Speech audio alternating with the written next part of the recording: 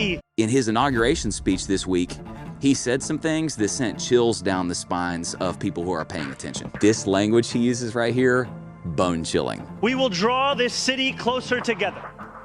We will replace the frigidity of rugged individualism with the warmth of collectivism. We're going to replace the frigidity of rugged individualism with the warmth of collectivism.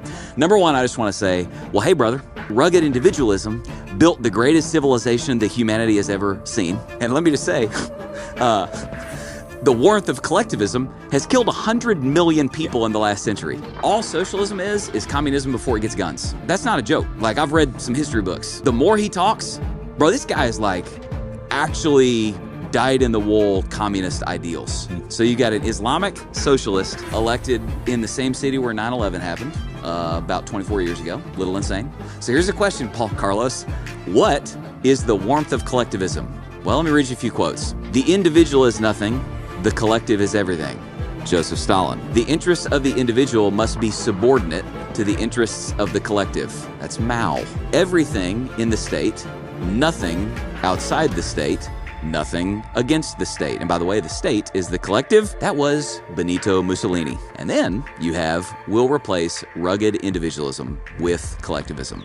Zoran Mamdani. He's quoting actual communists who have tried to institute actual communism. You know, what is socialism? What's this got to do with the Bible? Well, a whole lot. The entire Old Testament is based on the concept of personal property rights. Socialism, obviously, the end game of socialism is you'll own nothing and be happy. Well, can I remind you of something called the 10th commandment?